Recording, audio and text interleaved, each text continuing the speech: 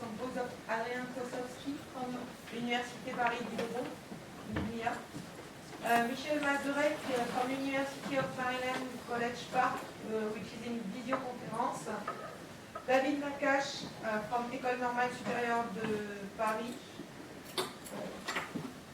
Peter Ryan from University of Luxembourg, and two PhD supervisors, which are Nikola Schabanel from CNRS Lyon, and Selker from University of Maryland, Baltimore County. So, Nicolas, you have 45 minutes to defend your PhD, and then after there are some questions. Thank you all for coming. And before I start with the main part of today's presentation, I wanted to tell you a short story. So over the past 2.5 years, I've been involved in a voting group and organized 2 voting experiments at Strasbourg and at Saint-Sébastien. And we were focusing on the cryptographic voting part, the security and technical part. But weirdly enough, an issue appeared, which was that people didn't vote. So we were wondering why. We shouldn't have wondered very long. I'm going to give you a hint as to why they didn't vote. This is a ballot. This is a single ballot that, sorry Michel, this is a single ballot that people need to use to just cast a single vote. It gets even worse. If you look at the first top half, this in yellow is the codes they had to input manually into their phone or computers. And of course, some made typos, the server rejected them, and they couldn't get to vote. So they didn't vote. And we were a bit bothered about that. I started thinking about this, and a year later I met Ted here, and we started doing our experiments on how we make better codes. And from then on, how do we make better passwords, which brought us to the general problem of authentication. So what is authentication? It's very simple. It's when you're trying to prove that you are who you say you are. For example, the simplest way to do this, generally today, the most frequent way, is with passwords. Now the problem with passwords is that they're not very usable, they tend to be complex, people struggle to remember them, but also on the server side, they're often badly implemented. I'll get back to this. And an answer to this problem has been the creation of password managers, but they tend to create a single point of failure. So people say, okay, let's use something else.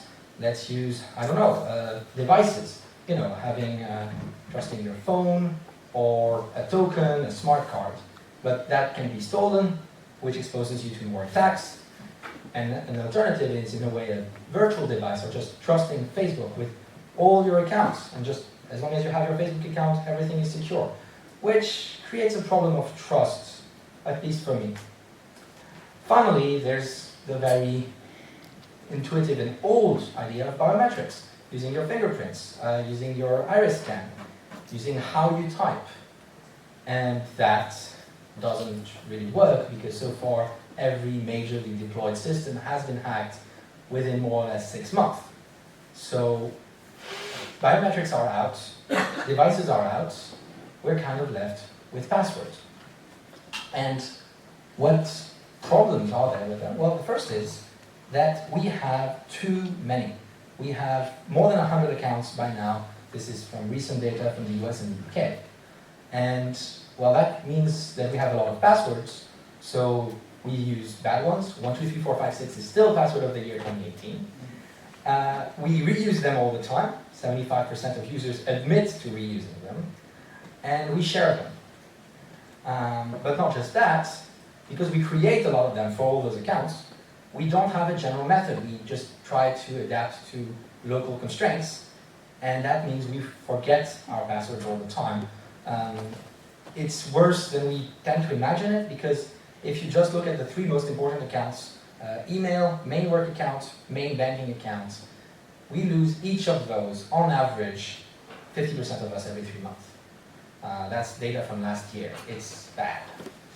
Okay, so those are the issues, and the usable security community has been diagnosing them for a while, thankfully. I'm sure most of you are familiar with this picture of why the constraints are bad, and proposing the idea of a passphrase, just using 4 random words to achieve higher security.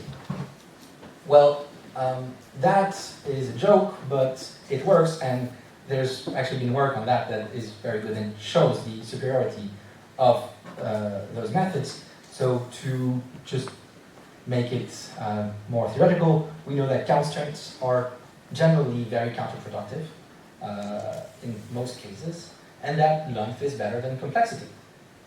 But that depends on the service provider's policies. So it's their fault, even though they're just imposing the policies that the users have to respect. But there's a second side to this issue, which is on the server itself. Because the passwords should be safe there. And that means that they should be hashed. That is, just you take your server, you take a one-way function, you put it through the one-way function, and when the user tries to log in again, you compare the results of this function. So that if anyone attacks your server, steals your database, they don't have the password, they have a mangled version. And it should be salted, so just added a small random part so that it's hard to do massive pre-computed attacks. Now, we've been saying this, the community has been saying this for more than 20 years. We have to start wondering when someone will listen to us. Facebook revealed 2 months ago that they had a log file of up to 600 million passwords in clear text that at least 2,000 different people exceeded. So, they're not really listening, even the big service providers. This is 2 months ago. Twitter and GitHub also happened in the past year. That's not all. The hash function should be well chosen. The standard hash is not enough. There are good functions for this. And finally, something that is seldom repeated, which is that it should all happen client-side. There's no reason why the password should ever leave the client's machine and then be hashed on the server when it can be hashed on the machine and it'd be cheaper for the server. So this is for the problems. And now we have to talk a little bit about methodology because, I used to be more on the theory side, and in the past 2 years I've organized 7 user studies, which is a bit foreign to a lot of my colleagues, so I just have to give a quick preview of what's important there. What we want to do with user studies is observe real effects. For example, if I give you 2 ways to create a password, I want to say that one way is secure. I test one way on a group of people, another way on the group of similar people, and I check that they are different. So we want to control the probability that the effect we're observing is not an artifact coming from just the random fluctuations of the data. So the first way is have large sample sizes. Well, that's nice, but it's far from enough. A very important one is to set hypotheses in advance. So how do we do this? We refer to bibliography, we create simulations, and sometimes we organize a pilot study where we just do a random test, we check the effects that seem most relevant, and then we do a second study to test whether those are real. And this is important because from random data you can always create hypotheses after you got the data to fit the data. This is good, it's not quite enough. We need to limit priming, which is if I showed you 2 cells and I asked you, do you prefer red or blue, and I put red on top, more of you will choose red, maybe because the room we're in is red, maybe because it's on top. And the fact is that this I am influencing directly with my study. So I have to create protocols to limit the impact of the questions I'm asking on the people I'm asking questions to. And when that is not possible, which sometimes happens, we have to make sure that the priming effect goes against the effect we're trying to observe. This way, if we do observe something, we know it's real. And how do we know that it's real? Well, we use p-values. So suppose we set a hypothesis, this method is superior, and we have to estimate the p-value after the experiment has been organized, which is the probability of observing the data we're currently observing if the initial hypothesis is false. And we consider it statistically significant if this probability is less than 0.05 or 1 in 20. Now, we just have to be a bit careful, once again, because that doesn't mean that there's 95% chance that our hypothesis is true. It's just that there was a 95% chance of it not being consistent if it's false. So it depends on the prior probabilities. Second thing, more importantly, in practice, is that if we're testing lots of hypotheses, well, if each one has a 1 in 20 chance of being true, some of them will be true just out of sheer randomness. So we need to control for that using different statistical methods. Generally, we used Bonferroni, where we just divide the threshold for statistical significance, but there is a lot of previous work on this from the statistical side. Okay, I've got the problems and I've got some of the tools we're going to use to solve them. So what did we do? Well, we started by looking at how people transcribe codes. For example, this alphanumeric code with symbols versus this syllabic code. And what that gives is that, of course, this is better. And it's actually better in that it's not only easier, people prefer it, they make way fewer typos, but actually they type it so much faster that it compensates for the added length we need. And we said, well, transcribing those codes is nice, but those are still just random codes. We don't use them that frequently. How about passwords? Well, I made an algorithm that allows you to correct a typo in a password when you type it, which is pretty fun, but that still doesn't solve the problem of how do you manage 50 different accounts with passwords for each of them. So with Ted Selker here, and Lila Galasova, and Eddie Senish from Northeastern, we created the mental password manager that allows you to just recompute the password each time you need it instead of remembering it. And that relies on the central secret called the passphrase. So we studied that in turn, and we were wondering how to create better passphrases that are both more secure and more memorable. This is actually a passphrase generated by one of our users, Furry Grills Mini Desk, News Desk, Meets Internet. And to improve those methods, especially that of the mental password manager, we asked some more fundamental questions on how do we compute things, how do we execute mental algorithms in our brain. Now, all those results are pretty recent. I mean, we started working with TED about two something years ago. And so some of them are published or accepted in international conferences. The rest in gray are in national conferences because it's also important to keep the local community up to date with our results. This is for the first part, but as I stated in the introduction, we started with voting and we went back to voting. So we had usability experiments on why people struggle with some voting systems, and also we were wondering why is it hard and how can we improve the way to just move from the theoretical voting system to the actually implemented at the government level voting system. And we also looked at a paper-based system that existed that relies on some machines called 3 ballots, and we worked on making it entirely paper-based and more usable before looking at protocols to handle boardroom voting, for example, voting when just everyone who votes is in one room. And this, just on voting, I have worked on a few other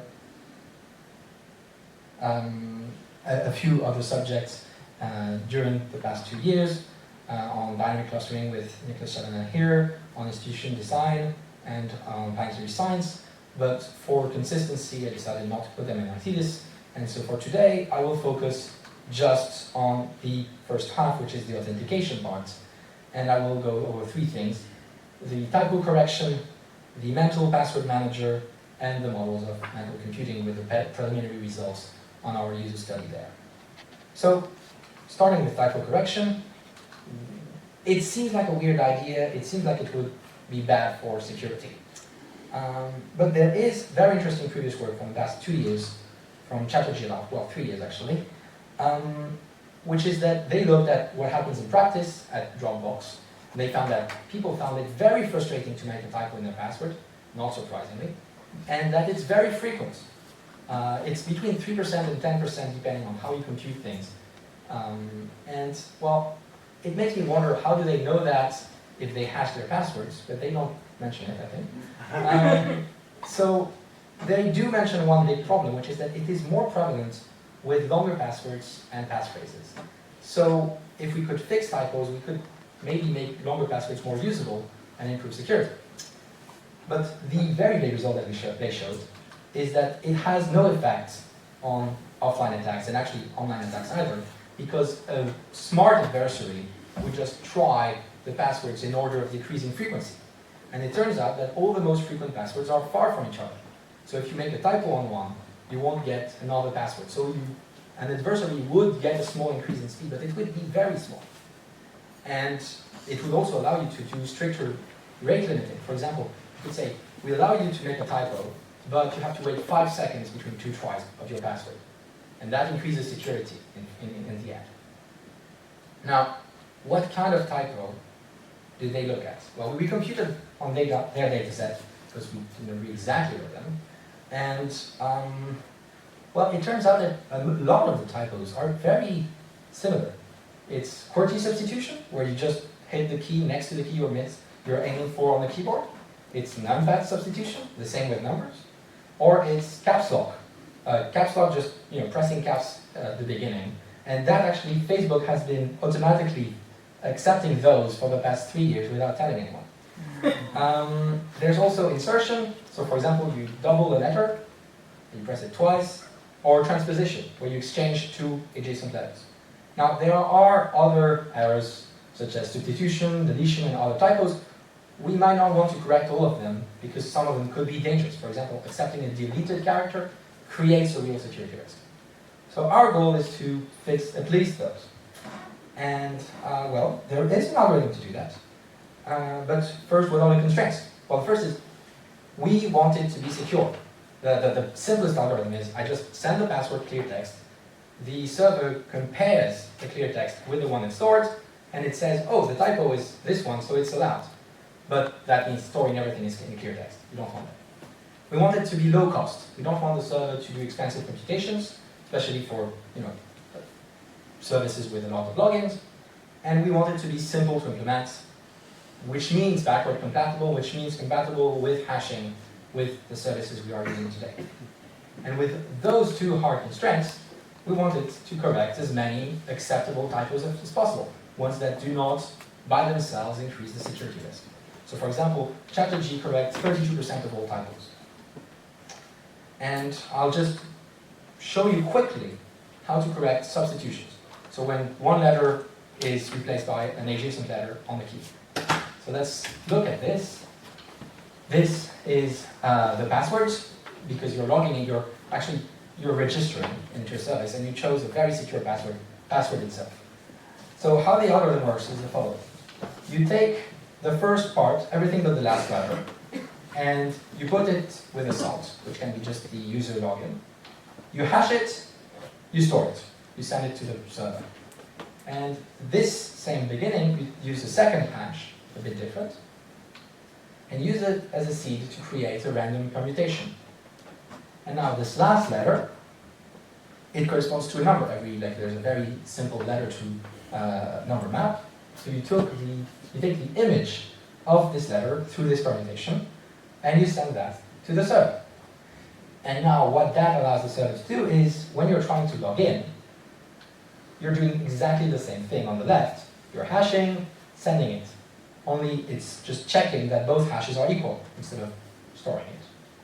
And on the right part, instead of sending just the letter D, you're sending all the neighbors of the letter D and the images of those letters through the permutation. So you encode them, you send, and the server checks if the number it has stored is in the list you just sent. Now, suppose that we make a mistake on this last letter D, and suppose we write E instead. Well, the first part will be the same, so the hash will be the same here, and the random permutation will also be the same. And the neighbor list will still include D, because D is a neighbor of E. And so it will be in this list, it will be stored, it will be the same, and the server will accept. And we do this in parallel for each missing letter. Now, this is for the substitution. We can do transposition. Transposition is the same idea. All those are basically the same ideas with a bit more technical stuff. For example, for transposition, instead of removing one letter, we remove two letters, adjacent ones. And we check whether they're actually transposed versions of each other. We just have to be a bit careful technically, because if we use the same permutation for those two letters, an adversary could guess that they're neighbors of each other or that they're the same. We have to be a bit careful. And for insertion, actually we get it for free, because if we use the previous two methods, then if we remove two letters from a password in which we added one letter, it's just like removing one letter. And just comparing the right hashes with the right stored numbers work. So we can also add caps lock and other things, and this complete version of our algorithm takes actually, can correct 57, well, nearly 58% of the typos on the same data set as the Naccache et al. And it takes, well, a linear amount of time and space, which actually quite small numbers, just like 2n or 5n in terms of computation and storage. There is a question of, can we do better theoretically? And there is an algorithm that is much simpler, much easier to analyze, based on the discrete logarithm problem. And I'll just show it very quickly. Suppose we have this keyboard, and we create a coordinate system on it. X is this way, Y is this way, and Z is 1 if you have, if you're in uppercase. Now, this means every letter has a coordinate. This means every password can also have a coordinate, just a string of coordinates. And now it just follows quite naturally. We take those coordinates, we take small primes, and we put those primes to the power of the coordinates. And we take the product of all this, which is a very big number. I'm talking 300-400 bits at least. And then, well, we take a random element in a group, in a very big group, and we put it to the power of the number we just computed. And if the password that, if at some point we use a different password and compute a slightly different number, there will be an error on just one of the coordinates. So it's just a small power of p there, and it means that either this formula or this formula is true, which basically corresponds, the stored number is, for example, the one that we just sent to the power 2 or 3 or 7. So that's quite easy to compute. Still, it requires many operations in large groups, so it can take a few seconds of intensive computations on the server. It's not usable anytime soon in practice. But to summarize this type of correction, we are secure. We have the same kind of online resistance as the previous work by Chatterjee, and an offline attacker has a small boost in speed, but not that much. We tested it on real-world data, and at most the speed up is 1.5. So they're gaining less than a bit, and it allows much longer passwords. So, you know, it's nice on that part. It's low cost, because we don't have extra computation on the server. Instead of just it can compute everything lazily, and instead of asking you to send another password and everything, it can just do an access, so it's nice. And communications, all those hashes and stored numbers and everything still fit in a single packet. So we're not even really suffering here. And it's compatible with previous systems while correcting 57% of typos compared to 30% of the ones corrected by Chatterjee, which means that we have a margin of progression, but we're still at 91%. It's hard to go much further. Okay, so we've got this thing. We can have longer passwords if we want. How do we remember them? Well, that's work with so Ted Selker and Leila Gavasova and Eddie Senesh. And we were thinking, you know, how do we have a system that allows us to remember all those passwords? So first, what are the constraints? First, we want high entropy for each password, so that if all your passwords are 1, 2, 3, 4, 5, 6, they're very simple. That's eliminated. So we want each password independently to be hard to guess. We want it to be so that if someone steals 1 or 2 or 3 of your passwords, they can't guess the rest. So we want high residual entropy against stolen clear text passwords. I'm using entropy here mostly because those passwords are pseudo-randomly generated. So it is an appropriate measure in this instance. Now, we want it to be usable. So memorable without frequent use. Even if you're not using your password every day, you should remember it or be able to recompute it. And we want it to be easy to understand and use every day without a lot of training. Finally, we want it to be adaptable, because if you have a website that says, oh, you need uppercase, so you change your system a bit to add an uppercase, and you have that and you continue having that, instead of having lots of passwords, you end up having lots of password managers, which is arguably even worse. So the idea is very simple. We mentally extract entropy from a large secret. And in our case, the secret will be a passphrase. For example, parallel major domain disastrous divergent waterways. So we have this passphrase and we have a 4-digit PIN, 6908. And now we want to create a different password for each service. So we need to have some local information, which will be just a 4-letter string called a Q. And here, for example, for Amazon, you could get AMZN. And what we want to do in this, when we create a password, is deterministically extract 4 groups of 3 letters, so-called trigrams, from the passphrase, using both the PIN, the Q, and the passphrase. So for example, here, we would extract RAL, LMA, IND, and TW. And I will just show you how to run it in practice.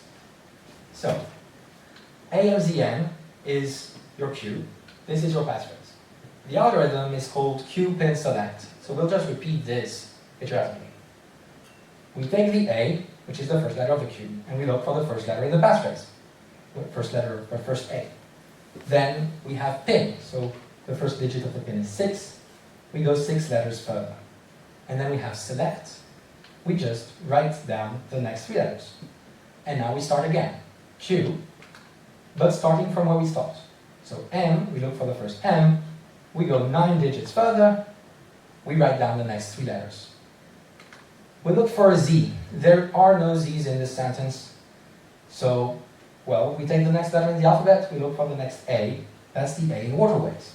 The PIN is 0, so we don't move. We just take the next 3 letters. And then we look for an N. And, oh, we reach the end of the sentence, so we go back from the start. We write down the next 3 letters. Boom. I ran it in front of your eyes, but I have a bit of practice.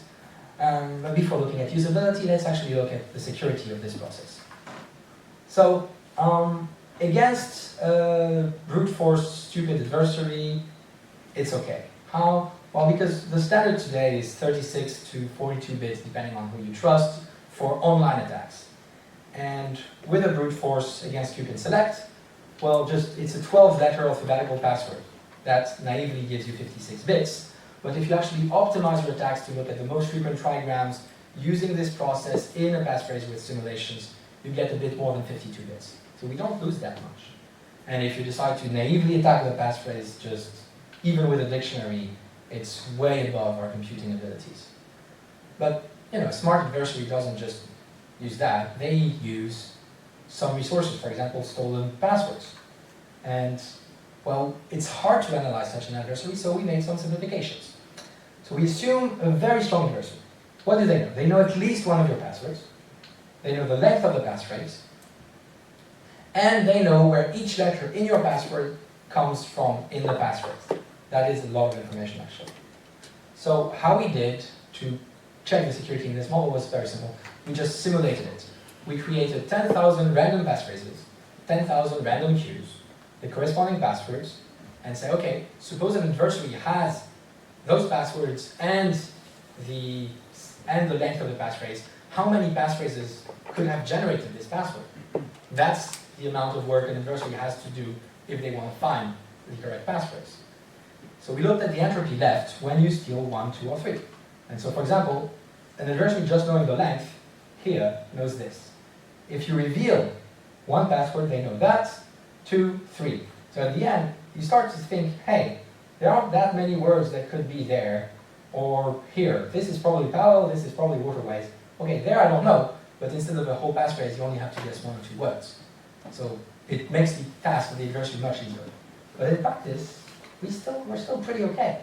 If you look, like most people are really quite above 50 bits of entropy left with 1 clear text. And if you get 2, well, of course you go down, and with 3 you go down even further. The variance increases, the mean decreases with each additional clear text. And well, there's actually, if you can see here, there's actually a non-zero probability of revealing the whole passphrase, which is quite normal if we consider weak passphrases, because we decided on purpose to generate passphrases entirely randomly. So some are extremely weak and extremely short. For example, some could be 30 characters. And if you reveal 3 times 12 random characters from a 30-character passphrase, and you get lucky, you reveal the whole passphrase. So this is, in a way, a worst-case analysis. And, well, that's for the security. How does it do in practice? So we tested it, and we had a dozen people just do it, create 2 to 3 passwords morning and afternoon for 4 days. And we checked which mistakes they made and how long they took. Well, initially they took a lot of time, more than 70 seconds. So the pink zone here corresponds to the 25th to 75th percentile. And they take a lot of time, and that's the end of the first session, and then they go back up for the second session the same day, of course. But overall, they get quite faster. They drop from 70-something seconds to actually about 40. And then we start getting mean with them. We say, well, that's too easy because we allowed you to just write down the passphrase in front of you and use a pen and paper if you wanted, or your browser. Now you have to do everything in your head. So of course they hate it. And they hate it, and they take nearly 90 seconds. So that's a big jump. But over the last day and a half, they go down from that to under 60 seconds. So every single user managed to do it in less than 60 seconds, and one got down to 24 seconds, all in their head. And the problem was we had to stop the experiment at this point, but you can see that it's still going down quite a lot. So we hope that it will be even better than that in practice. And the last constraint I mentioned at the beginning of this section was adaptability. So this algorithm can be extended quite simply without adding mental costs to handle numbers, special characters, length constraints, and even systems that say, you must change your password every 2 months to a different password that is quite different.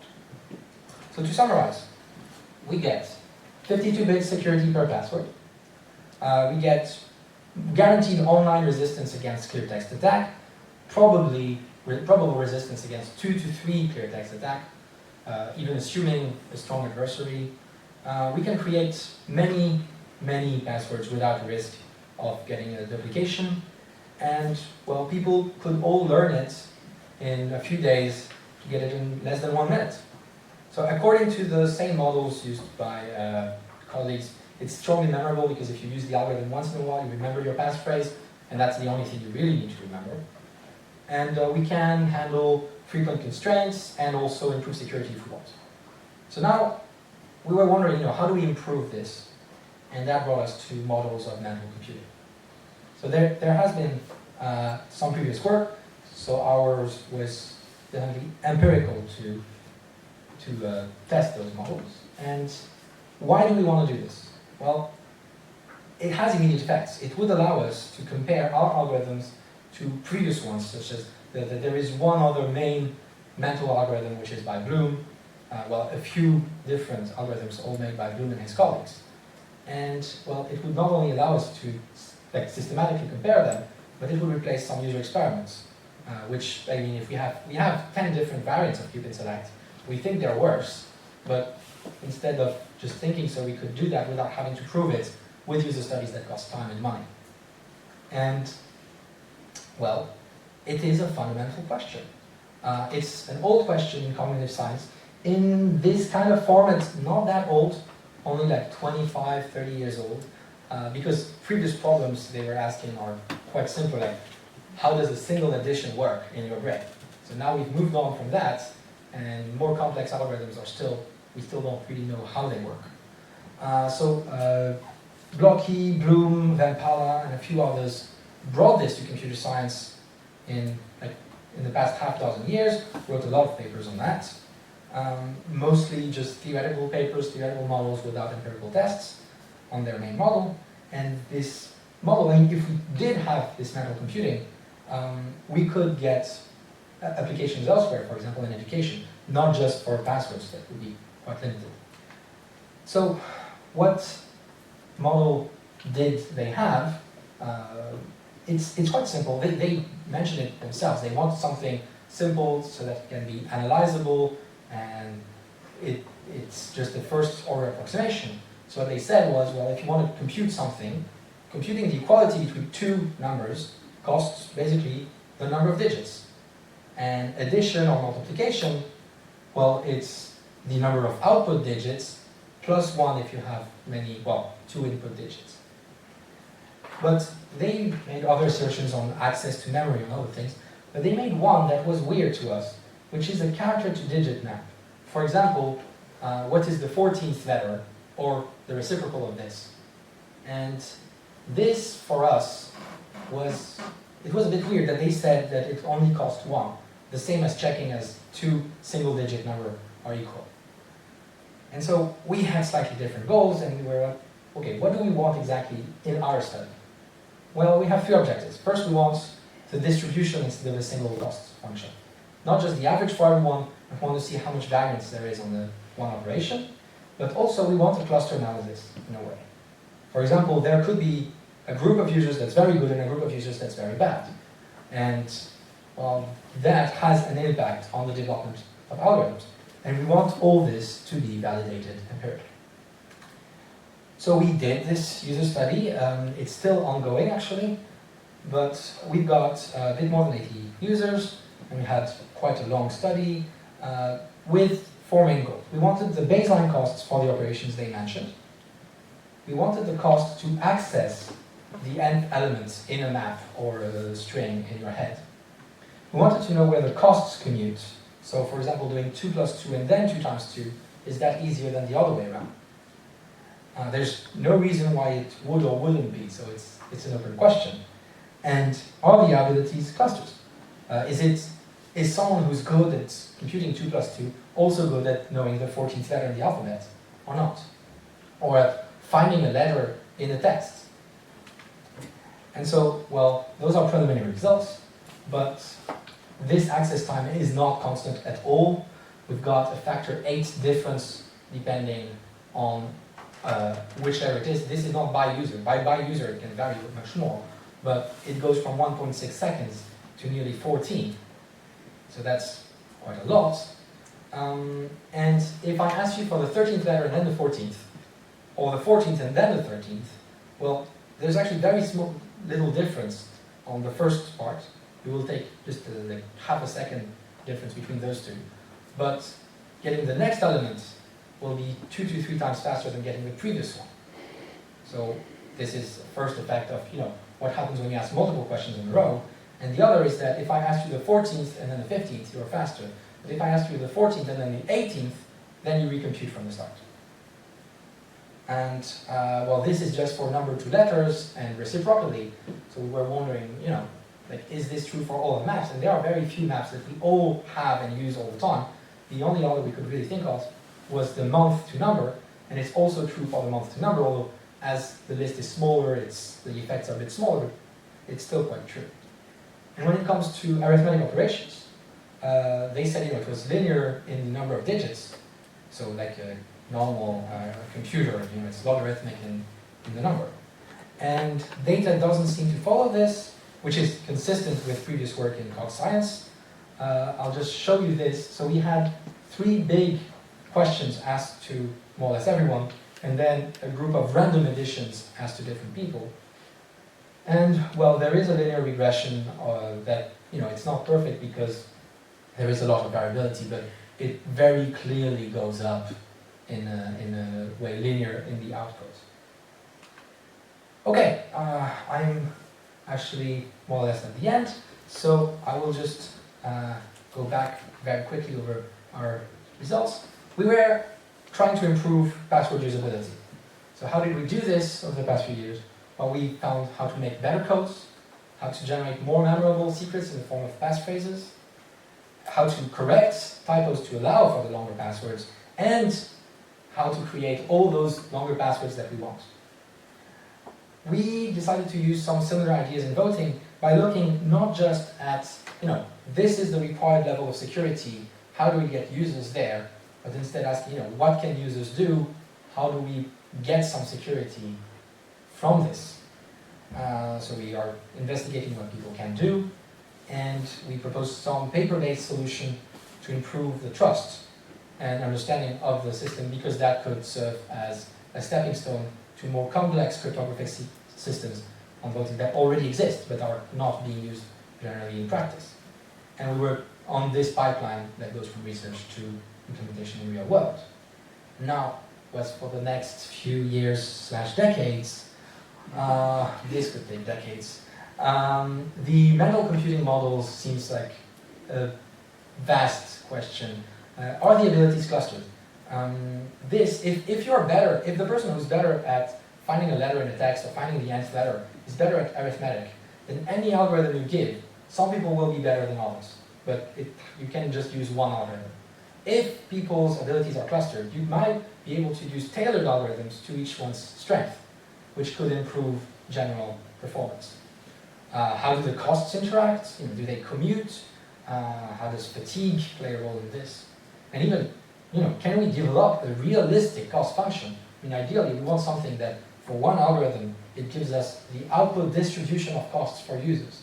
That is, the grail that we would like. But even without getting that, we can hopefully prove some lower bounds for Cuban Select, or just find better algorithms. That would be great. And in a different direction, how usable and secure are the systems that we develop? As this work was very recent, generally in the past year, we haven't had the time to organize real user studies on the voting, on those paper-based voting systems yet.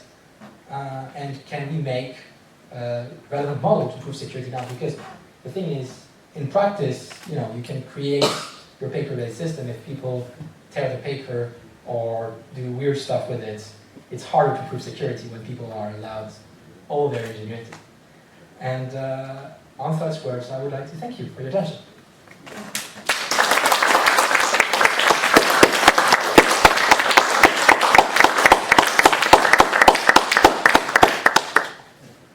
So, thank you for your presentation. So, classically, we begin with the reviewer, and classically... I just want to make sure that Michelle can hear you. Michelle, can you hear or not? Yeah, but he could ask some question to you, I think. What I want to say. So, Michelle, could you begin to... Can you hear them? I can hear them, yes. Okay, Yeah, could you ask some questions to Nicolas? Okay, yeah, so it's a great job on work. So, the question I had is that I, in security analysis, I didn't see it considering anything about like the relative probability of letters showing up in the passphrase or anything. But it seems sort of American computer really much to know. Do you think that there's any advantage to get right sort of reporting and do some guessing based on like the likelihood of two letters in English or whatever language you're using? Sure. Actually, if you just allow me. Repeating the question. The question. Sorry, I was trying to get the thing. So the question, if I'm correct, is looking at the distribution of letters to do an improved attack on Cuban Select, and how that could affect an attacker's perspectives. Is that correct? Yes, that's right. Okay. So if we actually look at this, for a given password, we actually did this. We just said, okay, this is our dictionary. we ran the numbers on which trigrams are more frequently taken, which ones aren't taken. And it varies upon which model you use, but the most conservative we have is about 52 bits per password.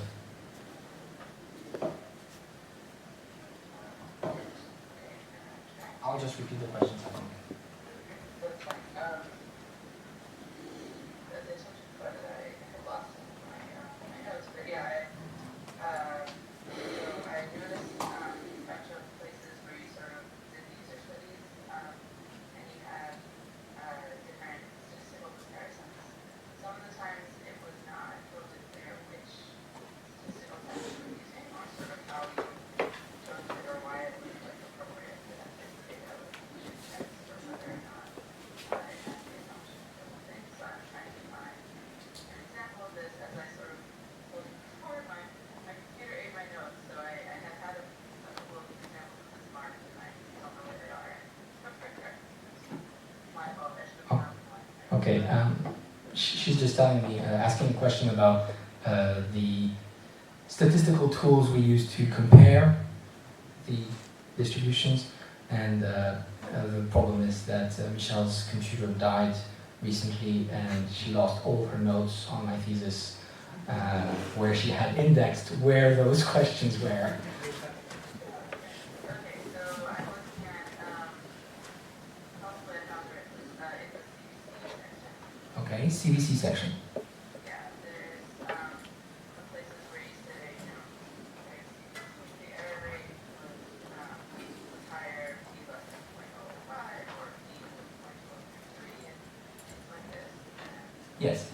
I'm trying to remember if it's, but I believe I didn't spot like what the sort of thing or why that was sort of appropriate for that. So like that, there were a lot of different tests. I mean, like, so generally we didn't go with the idea of reporting the modified p-values. We just, we say p less than 0.05, but using Bonferroni, we want p to be less than 0.01, for example. But as generally the things that we comment on, like the results we're using are generally p less than 10 to the minus 3 or 4, that struck us as enough. Most of the methods we used some ANOVA analysis, and we also used quite a few students' t-tests, but we used simple tools because they were generally enough. Like the margins were big enough. On CBC we had 300 different users, and generally margins. I can show you that actually. For example, the margin of error. This is speed by structure, and it's slide 50 on the PDF you have. I mean, there is enough of a difference of more than 30% on 300 people that the margins are huge actually. Yeah, no, I totally agree. I think maybe when you continue to sort of talk about this, it might just help to be clear about what's going on with the background stuff. Oh yeah, thank you. Things like using t-tests or ANOVA, they have some strong sort of normality assumptions built into them, right? So it's probably worth discussing whether or not you checked the normality for those ways of trying something non-parametric, which I'm sure will cost you a little power, but as you said, the differences are pretty large, so I think it won't be a big deal. But just Yeah. kind of thing to ask about when you're reading things. Right. Yeah. Thank you. Did you hear it all? No. No? Okay. Michelle was recommending explaining in the papers, because some of the papers haven't been accepted yet, explaining why we chose those statistical methods and agreeing that, yeah, like it works because our margins are that big, but explaining in details why we chose, those and whether we check for the anomalies that could prevent them from happening. Whether the data is, normally distributed, for example. It's not a question, but I really enjoyed part of the thesis where you simplified the how to model stuff. I'm really glad to see you. 1 second, I might have found a way to input you. I'm sorry, everyone. Can you speak? Yes. Yes! Okay, so now everyone can hear you. Okay. So then the other question that I have is about sort of the boardroom voting stuff. Yes? So these things are in the end like kind of complicated. I mean, they could be more complicated, right? And I know you went to a lot of trouble to make them not too bad, but they're like relative to sort of writing something on a piece of paper. They're more complicated, right? So do you have any evidence for sort of is there a problem with people just sort of doing this in the traditional way, and people are like looking for a more secure version or a more private version of this, or is this just sort of in case somebody wants to do it? I guess I'm wondering what was the motivation for thinking of this, for going after this boardroom politics? Okay, so there are two motivations. First is that, I don't know if you can see, this is actually the, wait a second. Yeah, this is one of the example ballots that we got. So the motivation was twofold. First, I was initially planning to have another jury member who was disqualified because he asked me this question. He said, hey, we have problems with something in our department because we have those votes all the time, and I don't want people to know what I'm voting for, and the system we use where we put the name in the hat is bad. And so it actually comes from department meeting problems. And so he asked this question just after I asked him to be a member of the jury, and then we found some solutions, and that disqualified him from being a member of the jury 2 days later. And so, yeah, so there is a real thing. There has been some work, quite a bit, over boardroom voting, and they generally use quite advanced cryptographic techniques. And we were thinking, like, people are using pen and paper and just putting them in a hat, which really is insecure. Can we just improve this by, for example, asking them to, use this ballot where they just make 2 marks instead of 1, which is a bit more work, but could allow more security. And also in practice, in shareholder voting, it's a nightmare that we don't imagine. Yahoo had a shareholder election recently, not that recently, but like a few years ago, and they realized that there was an error in counting the votes, accounting for 19% of total votes. So, yeah, there's a need for good systems on that kind of thing. Cool. Clearly I don't spend enough time in board rooms. Maybe that's for the better though. Okay, cool. And then just, as you mentioned, you haven't had time yet to sort of do real usability tests on some of these voting approaches that you talked about in the thesis. Can you just tell me a little bit about sort of what your plan is there, and how you think you're going to, how you would set up a study to go after these questions? Well, that's a good question. I'm actually currently working with Alan Sherman, who's currently doing a lot of usability tests for cybersecurity in a lab right a few kilometers from yours. And I'm working with him on this subject. So we were planning to just probably do, between groups design, have, a few dozen people in a room a few times with different voting systems, see if they can figure it out, see if anything pops up that would ruin the system. I mean, maybe someone finds an attack against it, that if you fold this paper this way, that's also why we are bringing in some people who are more into adversarial cryptography, that kind of thing. But yeah, I mean, those results are all from basically January or February. So we're still, thinking what would be the best design process. And we're also planning to test this and this 3-ballot version in similar studies, like make one big thing where we look at lots of paper-based voting systems, probably also prévoté, to have a constant thing so that we can compare. Yeah. I'm also really curious about what the perceived security will look like. So like you have done some analysis and said that, or not even perceived security, perceived accuracy maybe, like are people going to believe that this does the right thing because it's not as obvious, right? Like if I write the name of the person I'm voting for on a piece of paper, then it's a very straightforward to understand how is that counted and how do you make sure you get the right answer, right? Leaving aside all the ways that people can handle it, but it's for the person who's using it, it's pretty straightforward. So I'm interested in sort of how you would explain this thing to people in such a way that they would trust that it really will be counted correctly and that it's not, some weird, other thing happens. This is true for both the 3-ballot and sort of the voting thing. How will people's confidence in its accuracy and security and stuff be equivalent to what we think that it actually is based on your security analysis? I think that would be really interesting to understand.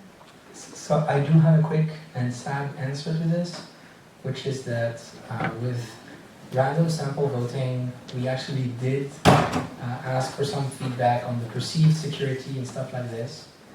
And I can guarantee that people didn't understand anything about the security, because at the time I'm including myself in those people. So I wasn't able to explain it to them anyway. And yet they had overwhelming confidence in it. So we showed them a shiny new thing, and they said, oh, this is great, this is super secure. It's not usable, but it's very secure. So it's worrisome, but not in that direction. Interesting. Okay, very cool. All right, well, I will let somebody else have a chance.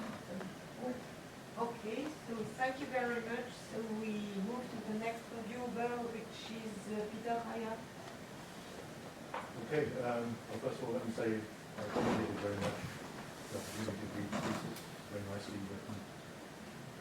Oh, yes. 1 second. It's just that. Hopefully it works.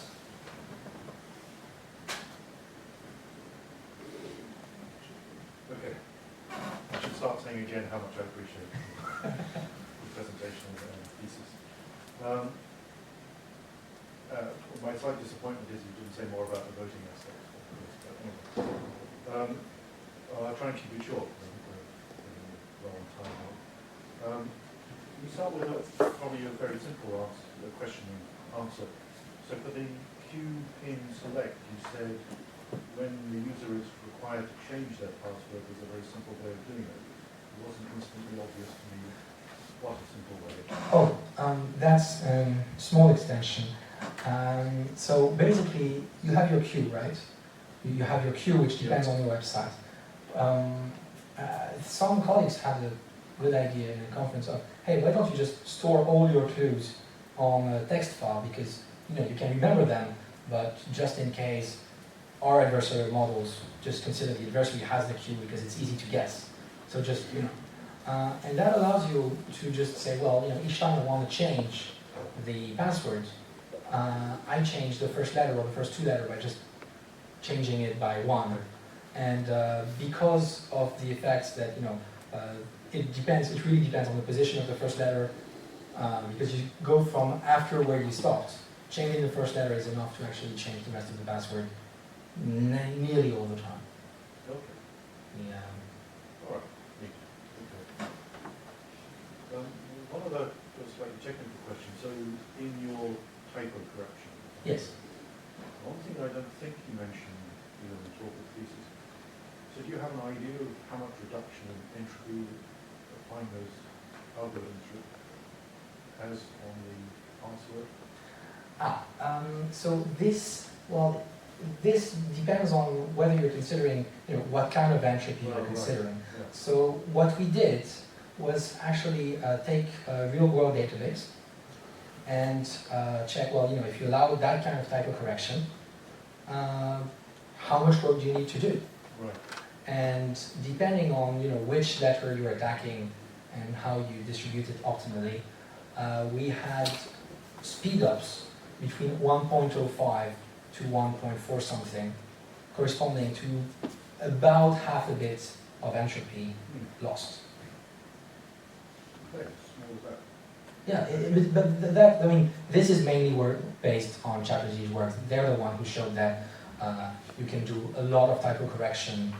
I mean, you can do typo correction because this initial database, all the database we have, the frequent passwords are all far from each other, so it doesn't really help your attack. Most of the typos for one given password won't be passwords for anyone. So it, the problem, the difference between my approach and their approach was that theirs is based on asymmetric cryptography, which can be A, quite expensive, and B, way more complex to implement, whereas this is just, like you hash it, you just don't hash the last letter. Right. We do have a cost when it comes to actual speed up. We do have, in a way, incompressible cost due to the hashing, to the fact that we have less computing power for hashing, so the key derivation functions have to be used for a lower amount of time. And that actually gives you a speed up, but this is only for costly offline attacks. That's actually where ChatGPT and Woodish went after, to make a proportional hashing where the most frequent element is hashed for longer to compensate for this. And this is not directly applicable to this method, sadly. Okay. All right. Well, let me change tack. I'll just ask one more question. A question that's sort of dear to my heart, and moving on to the voting part. So what would your advice be to people who are trying to develop these verifiable voting schemes? What is the best strategy to try and actually get them deployed? I think the first thing we have to recognize is that this strategy completely depends on the country you're in. France resists like hell to any electronic voting scheme, and I think it's a good thing. But the experimentations on electronic voting in France have been very bad, so we're still using pen and paper in nearly all our voting processes. And I think that for that kind of country, going to pen and paper, like finding a better pen and paper system that uses some cryptography, or at least that uses some verifiable voting, could be a stepping stone. Can I just say I didn't mean internet voting? Oh yeah, but even electronic voting Right. on a DRE or optical scan, Right. the things that are currently used in the US in most counties. So I think the first thing is you start with something that's close to what the people use, because otherwise they reject it. I do think that a good opportunity would be to try to find a small country that wants to change the system and that is ready to do this. I've actually been told. What? Luxembourg is a small country. Luxembourg is a small country. I was like, I've been discussing that kind of issue with people in Taiwan, and which is not that small, but that is ready to move very fast because they're a young democracy. And that's the thing. Estonia moved extremely fast, and it was not a good idea, but they did it anyway. Their voting system is a nightmare, and it's completely hackable, but it's there, and it's electronic, and it's online voting. Internet, yes. Yeah. I don't have the answer to your question. I'm sorry. I know that some of our efforts are misguided, that trying to move French people directly to electronic voting is not a good idea. The systems we're deploying, putting them in the US when there's already a habit of using different things, is also maybe counterproductive. I'm not sure. We're working in Germany right now. We're having a demonstration organized for this summer normally, if everything goes well. The goal was to get a town of like 30,000 to try random sample voting. But it's working with localities first before to get proof of to get the proof that it works, because there's actual results that show that the first 1 or 2 elections using the system are always worse when it comes to usability and abstention. Not okay. There's an exception. Yes, you're right. I'm sorry. But I mean, Estonia is a good example. It took them, I think, 3 or 4 rounds to get the kinks out from a usability perspective and from a public trust perspective. Okay, I should probably pass on to someone. So, okay, so thank you. So, the next reviewer is Naccache. Yes, thank you very much, Nicolas. And can you hear me?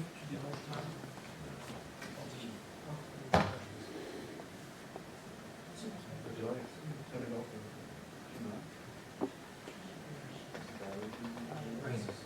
This is a computer science PhD. Of course, things don't work. Okay, that That worked. That worked. okay, yeah. The battery is nearly depleted. Okay, so in the interest of time, I'm not going to ask you a lot of questions, but rather touch upon a number of points chosen that got in my head. Some might be used for you as a consideration to probably mention in the manuscript or not. Some of those I got since I read it and since I wrote my reports, and hence I'm delivering them to you. Let me put them all together and then we sort them out. So first of all, concerning the voting schemes, you consider these translucent schemes and so on. One building block that you might try to see if it is applicable or not to doing paper-intensive voting is this scheme by Shamir where he's stacking slides. It was visual cryptography and gets images that appear if you, I don't know if you consider the use of those in designing manual schemes or not. Right. This is not related to the visual secrets that I mentioned, but yeah, I actually forgot mentioning it in the manuscript. There's also some schemes by David Chong on with the same basic idea. I mean, we've been working a lot together, and he had some of those ideas a few years ago of, you know, like, what do you do in practice? And yeah, thank you. I will mention it. In case, I don't know actually what can be done with it, but it seems to be related to translucent things. And another reference that you might want to look at, I don't know if it is worth considering or not, is a recent paper by Galbraith that appeared on the ePrint, where he's doing cryptographic error correction using a scheme which is very similar to what you have published and shown about products of small primes. It had appeared, I think, a couple of weeks ago or 3 weeks ago, so your manuscript was already cooked. So, but you might have a look into that and see if it is applicable. From what I skimmed through the paper, he's trying to consider very, very similar problems to yours, basically decrypting in the presence of errors in the key and things like this. So you might want to have a look, because it might be a more formal treatment of problems that you consider in real life. So it's a paper by Galbraith, and it is on the ePrint. So now let's move to the questions. This is one of my, there is another comment, and the third thing that I wrote down to myself to tell you. There is an extensive bibliography that you can find in sort of peripheral journal in the cryptographic community called Cryptologia. It's a non-technical journal. Now it's accepting as a technical paper, but basically it's concerned with the history of cryptography. And in the early days of cryptology of this journal, you can find a lot of bibliography on paper and pencil ciphers. The idea was to try to devise ciphers that can be used by spies in the field without equipping them with electronic devices, especially at the time where electronics were not as miniature as they are today. So if you wanted to provide someone with a calculator, you had to have several kilos of equipment. Hence, they had all sorts of things that had to withstand encryption errors, errors in the key, displacement of characters, had to be mentally computable. So there is a bibliography on that, and you might want probably to mention one of the papers, at least, that surveys this. I encourage you to have a look at Cryptologia if you want to add something to improve the manuscript. I forgot to to mention it before I wrote my report, so it's my fault. Now moving to questions, one was consisting the queue being select. Yes. Okay, you considered a very strong model, but there is a model which seems to me, just leave it here, there is a model for me that is much stronger, that can still be considered and is realistic, which would be that the queue would be chosen by the attacker. So how can I do that? I'm actually opening services, I'm giving them all sorts of funny web names, URLs, and then enticing you into using those that are actually vulnerable. So did you look into that? Yes, it's actually, I mentioned it as a potential attack, and this is why in the paper, I do think it was in the thesis. I probably didn't read it. I do mention that users should be very careful that at least the first, you can't have the same first 3 letters in 2 different queues, or you are exposing yourself to risk. Last 3 letters can work, but the first 3 letters, and I mentioned this attack, that the user has to be a bit careful with that, which is why I say, there's a limit. We can create like 500 passwords, but further than that, you risk having collisions on what's happening. The other question that I wanted to ask you was still about these mental computing models. There is a work that was done in an old cipher called the Delastel. The Delastel cipher, I think I'm running out of that. Okay, the mic is dead. So there is a cipher which is called the Delastel cipher, where basically they did you needed in this cipher to have to do very quick computations, and one of the ideas was to say, okay, I don't want someone to mentally compute, but I want him to mentally compute using tables and using other artifacts that you give him. So if we relax actually the circumstances of the model,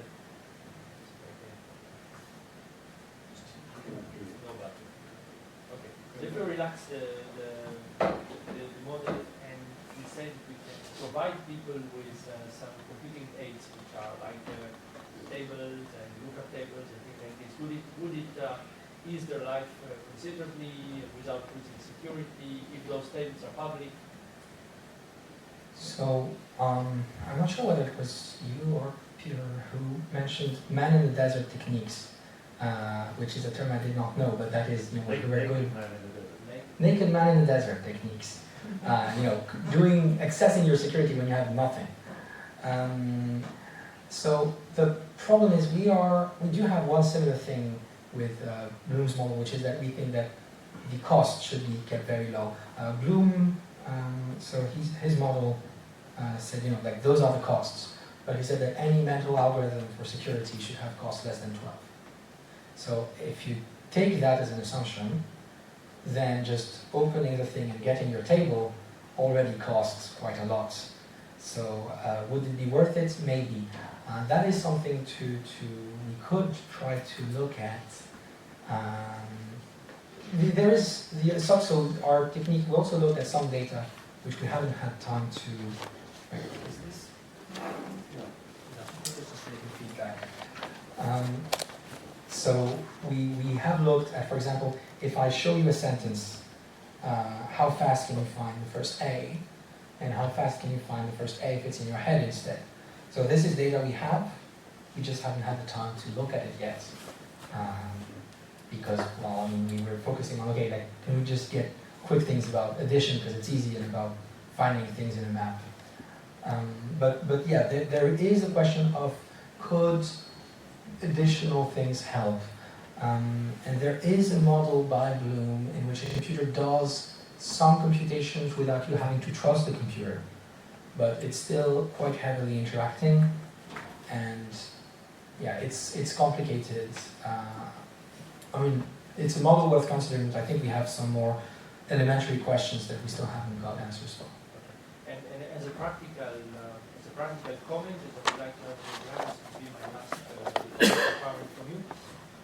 do you think that those techniques could be used as well to, when you're not talking about passwords, but sort of semi-confidential data, such as, for instance, email addresses? I typed the email address of someone, I made some mistakes, the email arrives anyway. Do you think that those things are far too dangerous because it might reroute emails beautifully to other people, or it is acceptable, or there are ways to apply it elsewhere? Basically, my question is, do you think that your techniques are applicable outside of the realm of password selection and password control, and if they can find other applications? I mean, I do hope so. I mean, the one central thing is that we're trying to do error correction with something helping us while being blind. I mean, the server is doing the error correction while not knowing what we're putting in it. But if we could use, like, there are more refined cryptographic tools we could use for that. But the thing is, we're going back not from scratch, but from basic tools, precisely because we know that developers tend to not use those recent tools. I mean, Facebook still not using hashing functions. So we have to make the tools as simple as possible. And then, yeah, I could look into what you're saying, like extending this to email or proof of that you are you without using a password, like signature. We could look into that, yeah. And let me ask you now a somewhat disturbing question. So the question would be the following. If I type my password, assume that Peter and I use your system, okay? And your system is engineered to tolerate a number of faults. Now assume that in all your experiments, whenever I'm inputting the password, I very rarely do mistakes. And he very frequently does mistakes. Then don't you consider that the fact that you count for a mistake as a mistake, because a mistake done by David, is something that we should look at? Because in his case it's normal, but in my case it's highly abnormal, so it should count as something which is exceptional. So that is not in the manuscript, but I've given it some thought, because you could improve this system at a cost to the server. The problem is this increases the server cost quite a, well, not that much, but quite a bit. Where basically every time you get a typo, every time you get a correct password, that's normal. But every time you get a typo, it increases a counter for that typo, and it increases the sort of, you can get a Markov chain or something, so that you say, even if you make a typo, we only tolerate it in the top 50% of cases, with probability 1/2. And the more you make that typo, the more we tolerate it. But if you never make this other typo, then it's probably not you. No, but just talk about any typo. Any typo. Yeah, but or we can also do this. I mean, this is just basically the more frequently your password is correct, the stricter we put the typo correction, like we put the baseline lower. But if you make typos all the time, you say, okay, just go ahead.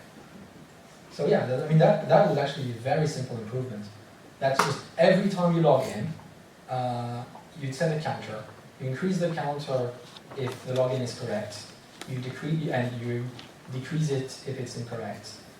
And you say, the typo gets corrected with probability 1 over or something.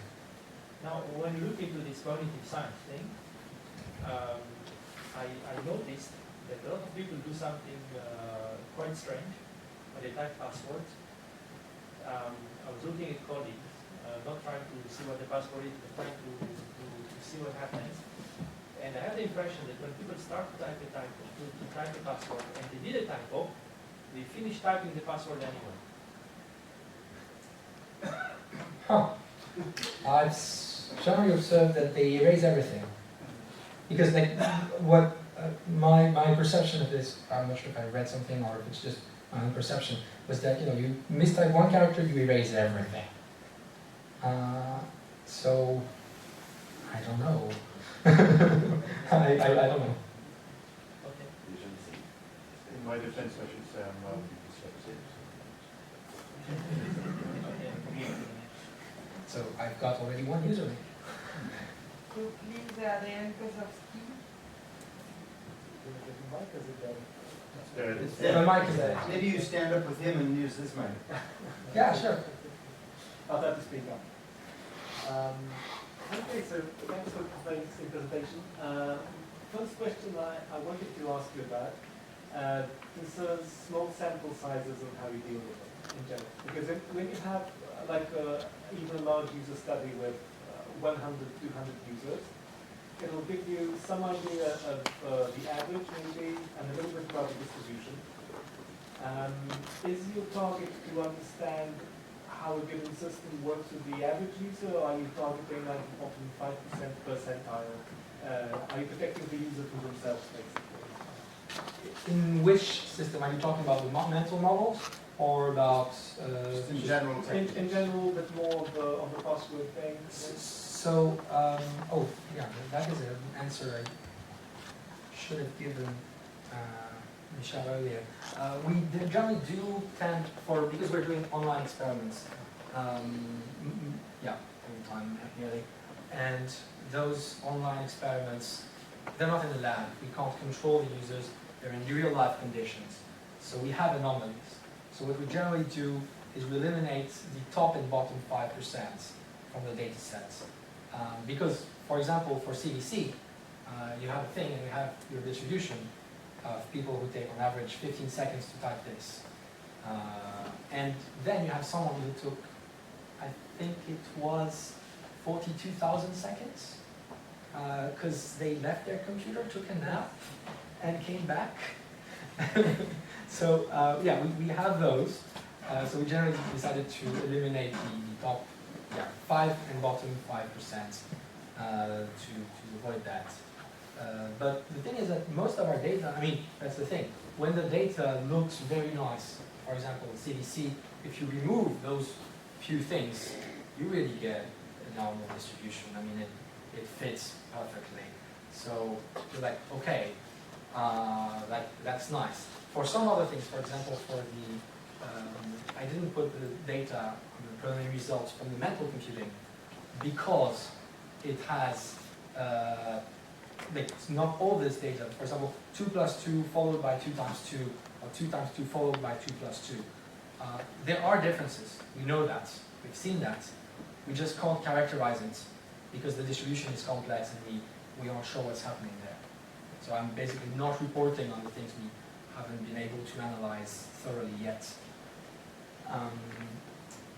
But for the rest, for the security, just because we're asking very simple questions,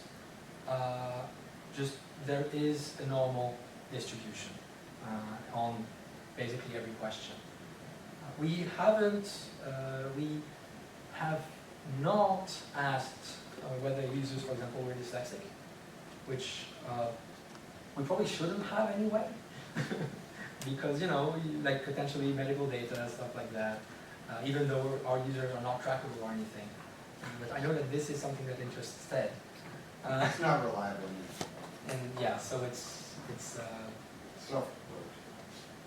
That's also my question about where you observe cautions and where not.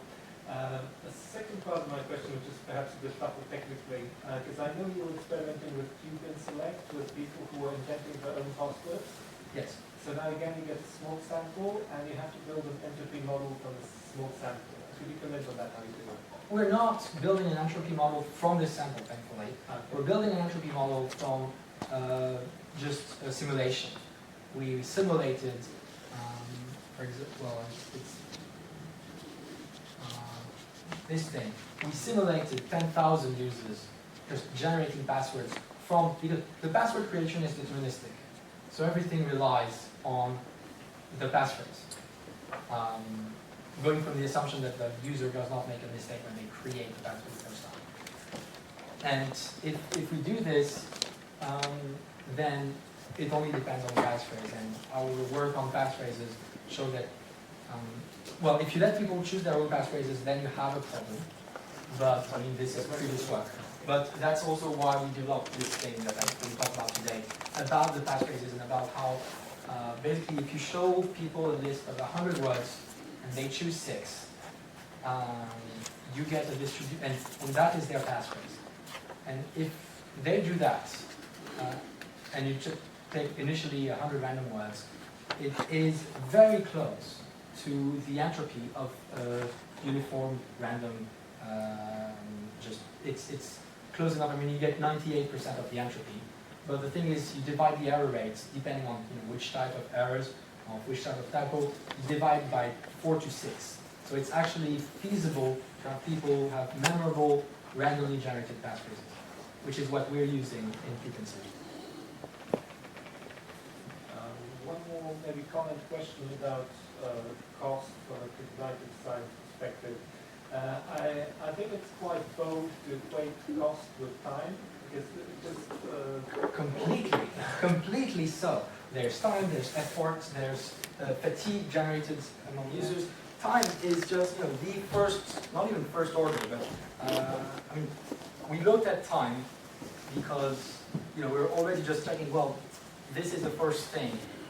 If it takes 3 times as long, people probably don't like it as much. So we take it as a sort of indicator for the rest, as a very, very rough approximation. And already this is hard to analyze. That's the problem. okay. And just about sneak peek of future work. Are you planning any models of cognitive, let's say, mental operations which are not so far from what humans are used to as indexing and arithmetic? Like you're using visualization of concepts, converting concepts into words, converting words into their description, then you're using arithmetic and indexing. So it's like the brain scan would show that you're like basically making the whole brain work. Do you have a way to actually eliminate at least the arithmetic part from this type of model, like by using connecting concepts or maths? What you're talking about eliminating the arithmetic, like not having to think of words, because we're all good at NLP, right? We work with words, we know how to combine words, we know how to think about words, we can remember words, put together. Yes. We're not good at transliterating words, actually thinking with letters. Oh. Do you have any way to avoid it? Well, in the mental computing model, that is not something we're looking at. Although we were looking at something which is pattern recognition. Like for example, just finding a letter. You have a visual cue and on something that is on the screen. But we are trying to estimate also that the difference between. But yeah, there is work on. Well, it's chunking. It's the fact that you can remember objects in your head, and whether the object is a word or a letter. That is just one object, and we have a limited memory for those. So answering the questions, no, we could ask those questions about words to see how the chunking takes effect differently. Now, our goal was to do this mental computing model while looking at the elementary tasks we could want from a mental algorithm. So this would be an extension, but not a far-fetched extension at all. It's just, like using different primitives such as words. Yeah, but that would be fun. Thank you. Just one final comment as an effective user. If you ever implement title recognition, I have this habit of using the same password but in variants changed by one letter on different servers. And this is why I'm not authorizing deletions, because I tended to do the same. And having one or two differences in a thing. So if you allow deletions, it's a small typo, but you allow basically a joker at the end. And that is what I wanted to avoid. So yes, you have this thing, but like if you correct this typo and you type the wrong one, but instead of just being able to type any character on the keyboard, you're limited to the neighbors. Also, the things I showed is their frameworks. Actually, give me a sec. Their frameworks. So if you look at the costs, I didn't make this, I didn't tell what it was, but this K depends on your framework. So for example, you could only want to allow the most frequent typos, such as typing one character on the right instead of the real character, or typing a character on top or something. So this is adjustable. If K is very high, you allow lots of typos. If K is very low, you only allow some selected typos. So thank you. So, Ms. Ben, do you have some comments or questions? Sure. Okay. been working on this for a couple of years here. Why, one of my first question is, why and what now? In other words, what is this stuff that could have been done, you know, 1,000 years ago, 100 years ago, 10 years ago? Why now? Well, okay, so some of this stuff, I mean, hashing we didn't really have 1,000 years ago. But when it comes to the voting parts, yeah, the thing is, I found, like, I read about 3 ballots a while ago, and it struck me. I was like, this is magical. This is something that's paper-based. Then, you know, after looking at it more thoroughly, I was like, yeah, but it kind of requires machines and, you know, scanners and stuff that you can trust.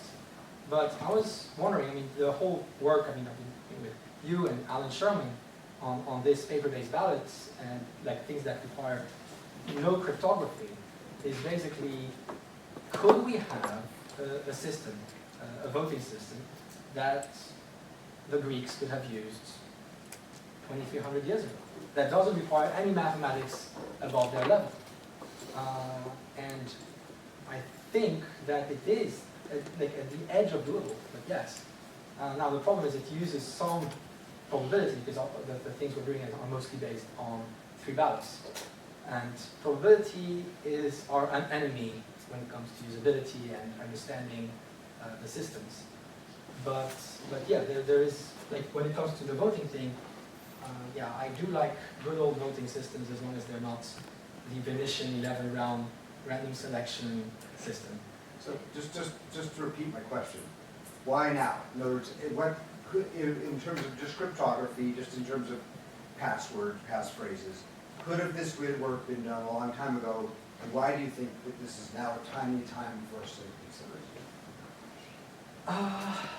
Well, some of this work, yes. For example, CDC. I mean, it could have been done 30 years ago. I would go a step further. It should have been done 30 years ago. And we would not have had 30 years worth of Wi-Fi codes that are basically unusable in practice. But why now? I mean, it's the question of why people haven't been asking those questions. I think a big chunk of it is, is linked to the rise of the usable security community. Some people have been starting to ask those questions, and the fact that they're not implemented in practice in security, there is a disconnect between the people who are making the systems and the people who are looking at the people who are using the systems.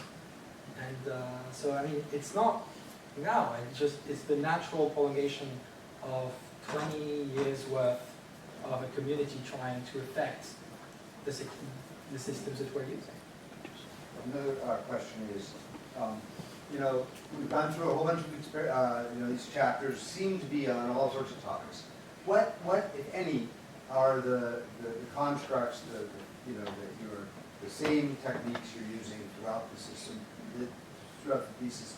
And do you expect that other people should be using these, and who should be using these techniques, and how will they change the world of security if they are used? Well, there is one that I mentioned briefly, which is that instead of saying, this is the security we want, how do we get there? How do we impose stuff on users so that they do get there? Instead saying, let's look at the users. What can they do? How can we use that?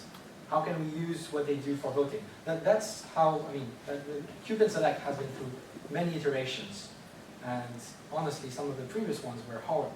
Like, you had to do an addition in your head and find the antiletter in your head before going to the thing. And we were like, okay, let's just, people don't like to do mental operations, arithmetic. Can we do something that just, that you look at the lecture? So like going from, okay, what can we use that is as palatable as we can have? People can fold paper.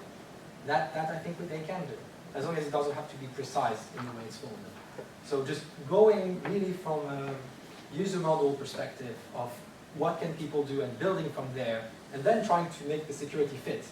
Because if you just start from the security, often enough, you end up with a system that people won't use.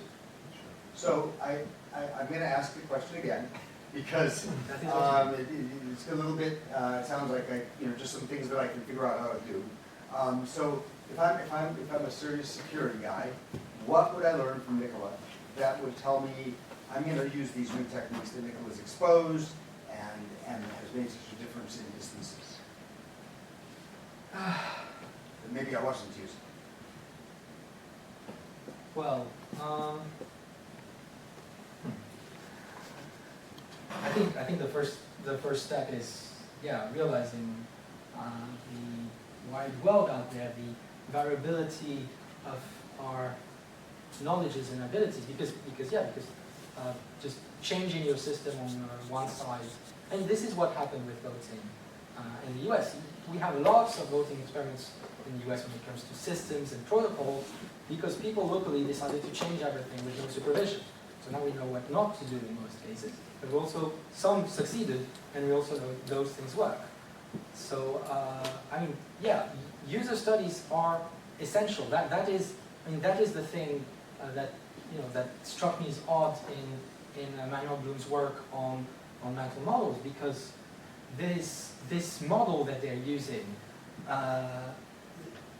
they've been using it for 5 years and wrote 6 papers on it, and the mathematics behind some of their papers are really great. They're security proofs, they're innovative, they're everything, but they didn't ever try it out on the user to check that in practice it doesn't work. And I'm a bit sad because there's a few geniuses working on the model, improving things, proving bounds for it, for not just theoretical work, because they're doing theoretical work and this is worth it by itself, but they're trying to have an impact, but they're not looking at the impact it has on users and the fact that I tried looking at their system and using it myself. It took me 2 years to manage to understand Manuel Bloom's mental password manager. And I was just like, before getting the click of, okay, that is how it works, and that is how it can be fast. And well, that was actually Jeremiah Loki who said in one of his papers, justification for this thing, user study, was, I tried it on myself and it works. And I'm like, yes, but you are not the average student, you are not the average user.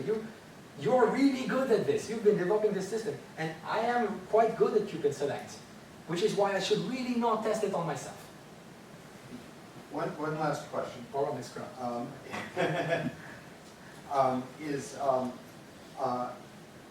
Is this done? Is this beautiful complete corpus, or what does this teach for what does this tell future researchers they should be working on, and why? When you say, is this done? If you're talking about the work we're doing on passwords, I don't see how to go further on this, much further, without answering for some more fundamental questions first. Which is why I want to look at this mental computing models, because this is where there is a very vast field where we know very little. So I think this is where we should look, and this is where we should work. I'm going to work next year in an interdisciplinary lab, because I'm going to work with people who know more than just one field of security or user study, because we can't attack those questions just with the tools from, say, from usability or from cryptology. There's a lot of work. The hand was really, really good at this. There is a big background of research on the cognitive science part on this, but some of their research is not. It's maybe a bit stuck because they're not using the same tools we're using, but at the same time we're not looking at their problems. So I think I'm going to try to bridge those a bit. That's the goal. And people who look at those works should be like, look at what can be done in that field instead.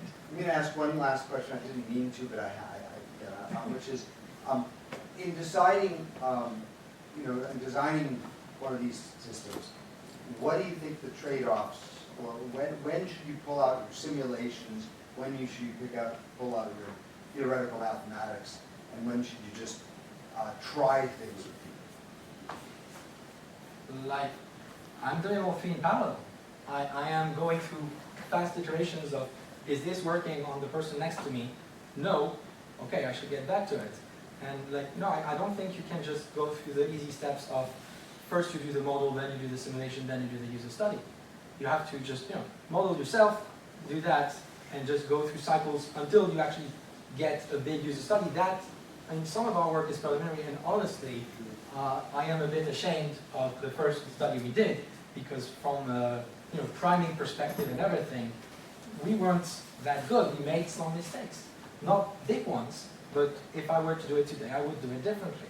I would cluster the users differently. I would control for those things. And that is why, you repeat the study. And even then, this one had a pilot study. Thank goodness we did a pilot study and then a second one.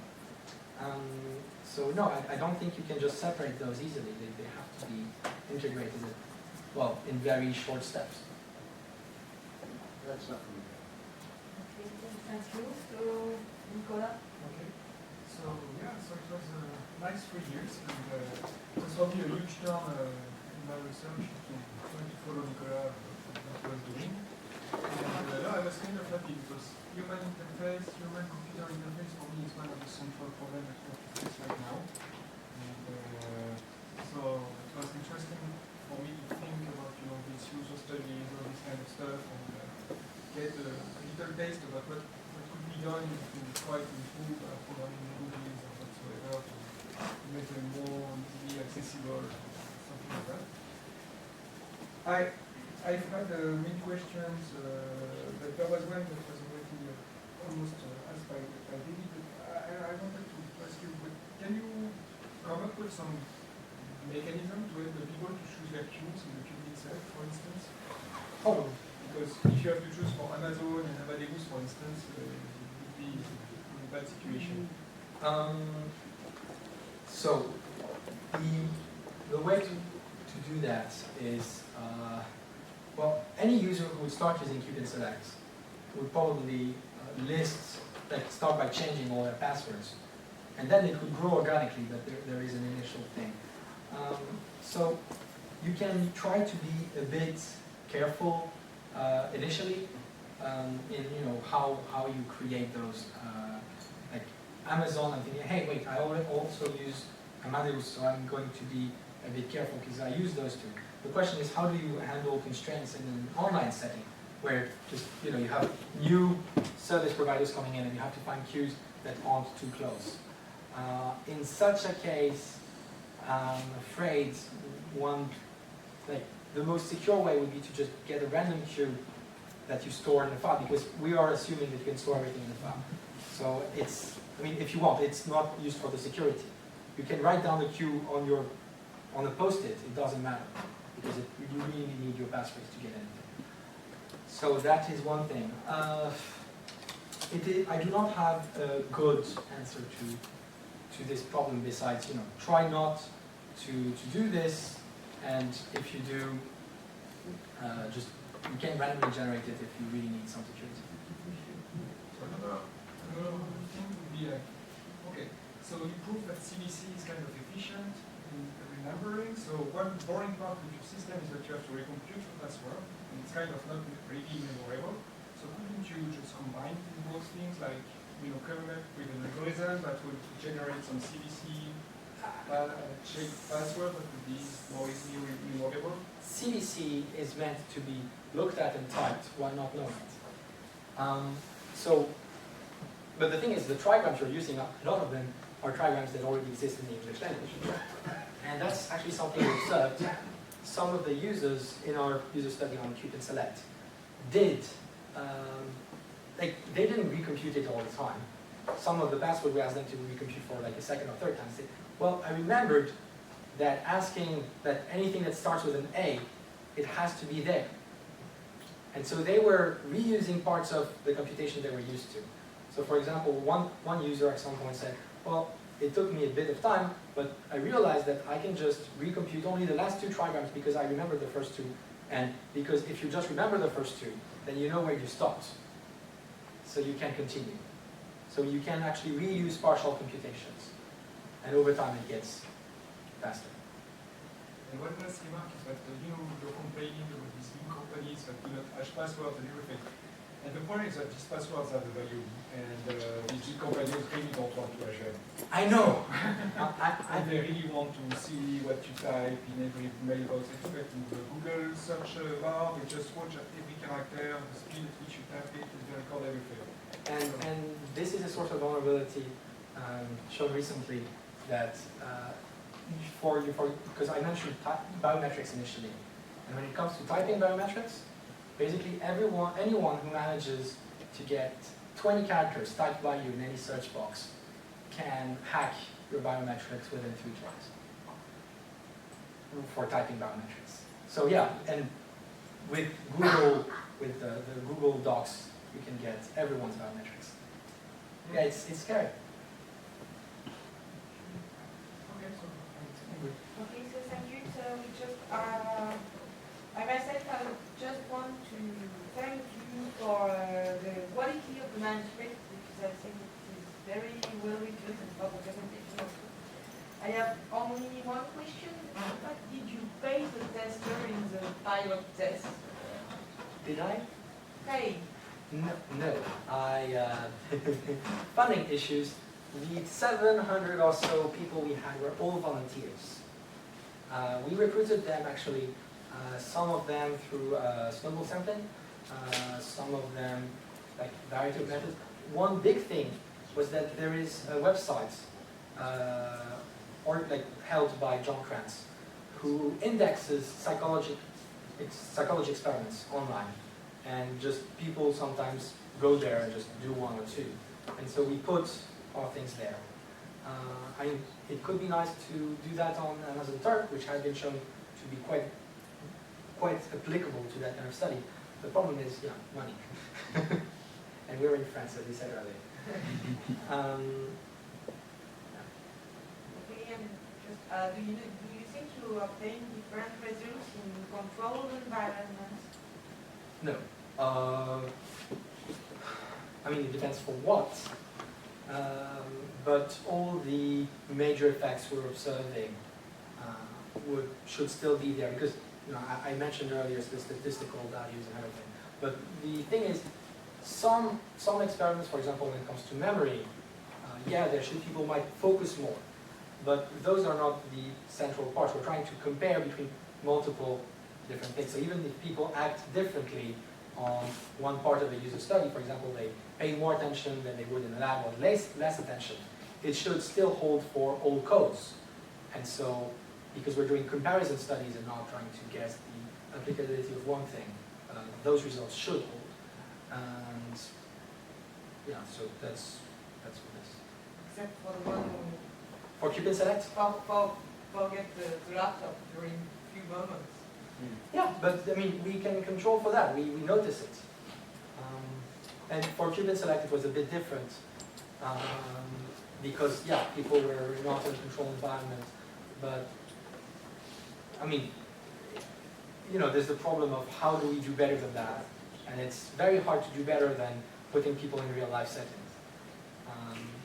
It's hard to challenge it all in their study. They did another study to look at the types of typos, and they say, it should be quite close, but it is not exactly the same as for real passwords. But how could we know unless we're committing huge security,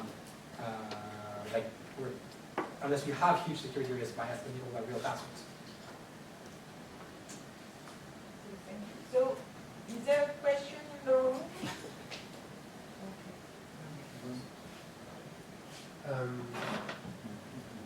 you very much for the presentation. Did you actually produce any open source libraries? Did you work with some developers to help them implement your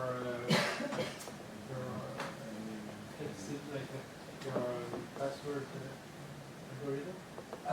So for QPrint Select, there are bits of codes on GitHub. The problem is I'm not a coder.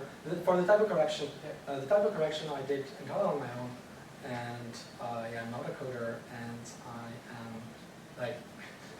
I didn't do a proof of concept on this because it's not.